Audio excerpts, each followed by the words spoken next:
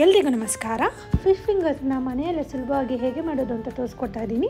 ಅದಕ್ಕೂ ಮುಂಚೆ ನನ್ನ ಚಾನಲ್ನ ಸಬ್ಸ್ಕ್ರೈಬ್ ಮಾಡಿಲ್ಲ ಅಂದರೆ ಸಬ್ಸ್ಕ್ರೈಬ್ ಮಾಡ್ಕೊಳ್ಳಿ, ಕೊನೆ ತನಕ ಸ್ಕಿಪ್ ಮಾಡದೆ ನೋಡಿ. ಫಸ್ಟು ಒಂದು ಬೌಲ್ ತೊಗೊಳ್ಳಿ. ಆ ಬೌಲ್ನಲ್ಲಿ 2 ಸ್ಪೂನ್ ಆಗೋಷ್ಟು ಮೈದಾ ಹಸಿಟ್ಟನ್ನು ಹಾಕೋಬೇಕು. ಅರ್ಧ ಸ್ಪೂನ್ ಕರಿಮೆಣಸಿನ ಪುಡಿ, ಅರ್ಧ ಸ್ಪೂನ್ ಆಗೋಷ್ಟು ಪುಡಿ ಉಪ್ಪು, 1 ಸ್ಪೂನ್ ಆಗೋಷ್ಟು ಖಾರದ ಪುಡಿ, ಅರ್ಧ ಸ್ಪೂನ್ ಆಗೋಷ್ಟು ಅರಿಶಿನ ಪುಡಿ, ಅರ್ಧ ಸ್ಪೂನ್ ಜೀರಿಗೆ ಪುಡಿ, 1 ನಿಂಬೆ ಹಣ್ಣನ್ನು ಹಿಂಡ್ಕೊಬೇಕು ಮತ್ತು 1 ಮೊಟ್ಟೆ, ಅರ್ಧ ಸ್ಪೂನು ಶುಂಠಿ ಬೆಳ್ಳುಳ್ಳಿ ಪೇಸ್ಟ್ನ ಸೇರಿಸ್ಕೊಂಡು ಒಂಚೂರು ಗಂಟಿಲ್ಲದೆ ಇರೋ ಥರ ನೀಟಾಗಿ ಕಲಿಸ್ಕೊಂಬಿಡೋಣ.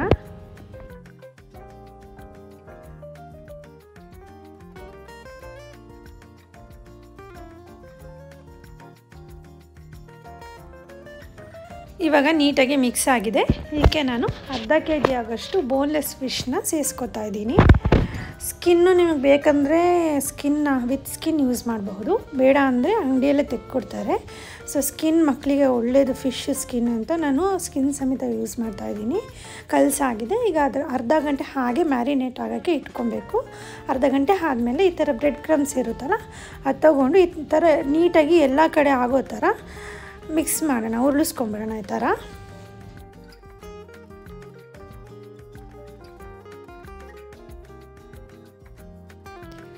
ಎಲ್ಲ ರೆಡಿ ಆಗಿದೆ. ಈಗ ಮೀಡಿಯಮ್ ಫ್ಲೇಮಲ್ಲಿ ಎಣ್ಣೆನ ಕಾಯಿಸ್ಕೊಂಡು ಒಂದೊಂದಾಗಿ ಎಣ್ಣೆ ಒಳಗಡೆ ಬಿಟ್ಕೊಳ್ಳೋಣ.